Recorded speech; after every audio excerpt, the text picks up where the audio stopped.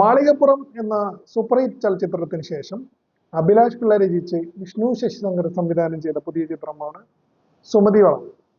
സുമതി വളവ് എന്നത് കേരളത്തിലുള്ള ഒരു നാടോടി കഥയെ ബേസ് ചെയ്തിട്ടുള്ള ഒരു ചിത്രമാണ്. കേരളത്തിലെ ട്രിവാൻഡ്രത്തെ പാലോടിനടുത്തുള്ള സുമതി വളവ് എന്ന് പറയുന്ന ഒരു കുപ്രസിദ്ധി ആർജിച്ച ഒരു സ്ഥലമുണ്ട്. നമ്മൾ പലർക്കും അറിയാം, ചിലരൊക്കെ പോയിട്ടുണ്ടാവും, ചിലപ്പോൾ നമ്മൾ അറിയാണ്ട് അതിൽ കൂടെ പാസ് ചെയ്ത് പോയിട്ടുണ്ട്. അപ്പൊ അവിടെ വെച്ച് 1960-കളിൽ ഒരു യുവതിയുടെ കൊലപാതകം നടക്കുകയും ആ യുവതിയുടെ ആത്മാവ് അവിടെ ഉണ്ടെന്നുമായിരുന്നു ഈ നാടോടി കഥ. ഏതാണ്ട് ഒരു 80-കൾ വരെ ഈ നാടോടി കഥ വളരെ ശക്തമായിരുന്നു. എന്നാൽ ഇന്ന് ആധുനിക കാലത്ത് ഒരുപാട് ഇപ്പൊ അവിടെ താമസിക്കുന്ന പല പേഴ്സണലി എനിക്കറിയാവുന്ന സുഹൃത്തുക്കളുണ്ട്, ഞാൻ പോയിട്ടുണ്ട് അവിടെ. ഇപ്പോൾ ആൾക്കാർ ജനറേഷനൊന്നും അത്തരം കഥകളിൽ വിശ്വസിക്കുന്നില്ല. അപ്പൊ എന്ത് തന്നെയാണെങ്കിലും ഈ കഥയെ ബേസ് ചെയ്തിട്ടാണ് സുമതി വളവ് എന്ന് പറയുന്ന പുതിയ ചിത്രം വന്നിട്ടുള്ളത്. ചിത്രത്തിലേക്ക് വരുമ്പോൾ ചിത്രം ഒരു 93 കാലഘട്ടത്തിൽ നടക്കുന്ന കഥയായിട്ടാണ് പറയുന്നത്. അപ്പോ ഞാൻ നേരത്തെ പറഞ്ഞ ഈ നാടോടി കഥ അല്ലെങ്കിൽ ഈ സംഭവ കഥയോട് നീതി പുലർത്തിയിട്ടുണ്ടോ എന്ന് ചോദിച്ചാൽ 100% നീതി പുലർത്തി അതിനെ ബേസ് ചെയ്ത് വന്ന ചിത്രമല്ല സുമതി വളവ്. അതേസമയം സുമതി വളവ് അല്ലെങ്കിൽ സുമതിയുടെ ആത്മാവുണ്ട് എന്ന് പറയപ്പെടുന്ന ആ സ്ഥലത്തിലുള്ള ആളുകളുടെ ഭയത്തിനെ ഉപയോഗപ്പെടുത്തുന്ന അല്ലെങ്കിൽ ആ ഭയത്തിനെ കുറിച്ച് സംസാരിക്കാൻ ശ്രമിക്കുന്ന ഒരു സിനിമയായിട്ടാണ് കൂടുതൽ സുമതി വളവ് വന്നിട്ടുള്ളത്. ചിത്രത്തിലേക്ക് വരുമ്പോൾ അത്യാവശ്യം മാന്യമായ ഒന്നാം പകുതിയും ഒരു ബിലോ ആവറേജിലേക്ക് അല്ലെങ്കിൽ ഒരു മോശം ലെവലിലേക്ക് പോയ ഒരു രണ്ടാം പകുതിയാണ് ചിത്രത്തിനുള്ളതെന്നാണ് തോന്നിയിട്ടുള്ളത്. കാരണം എക്സലന്റ് ഫസ്റ്റ് ഹാഫ് ആയിരുന്നു ആദ്യത്തേത്. മേക്കിംഗ് എല്ലാം എല്ലാ രീതിയിലും നല്ലത് തന്നെയാണ്.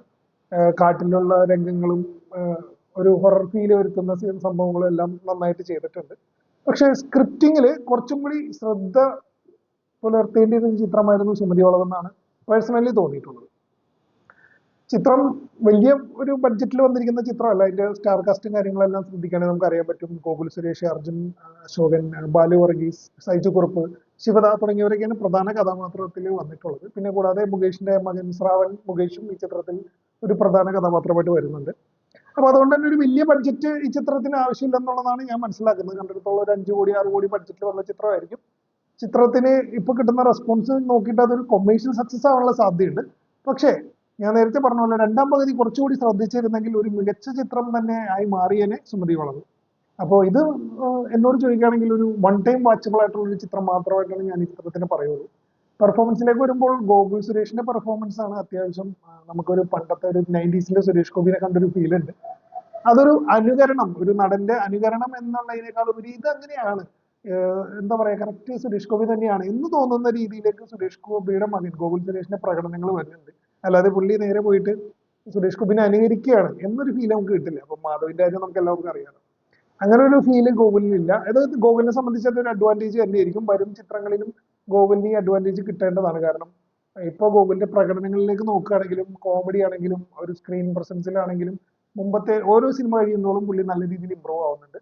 മറ്റു കാസ്റ്റെല്ലാം ഒരു ഓക്കെ പെർഫോമൻസ് ആയിരുന്നു. പെർഫോമൻസിന്റെ കാര്യത്തിൽ അങ്ങനെ വലിയ ഹെവി പെർഫോമൻസ് നടത്തിയവരാരുമില്ല, എന്നാൽ മോശമായില്ല. പക്ഷെ ഞാൻ നേരത്തെ പറഞ്ഞ പോലെ സ്ക്രിപ്റ്റിംഗിൽ കുറച്ചും കൂടി ശ്രദ്ധിച്ചിരുന്നെങ്കിൽ ഒരു മികച്ച ചിത്രാനുഭവം ആവേണ്ടിയിരുന്ന സുമതി വളം ഒരു ആവറേജ് അനുഭവത്തിലേക്ക് വരാനുള്ള പ്രധാന കാരണവും രണ്ടാം പകുതിയിലെ ചിലകളും ഒരു തൃപ്തികരമല്ലാത്ത ക്ലൈമാക്സും ആണെന്ന് പറയേണ്ടി വരും.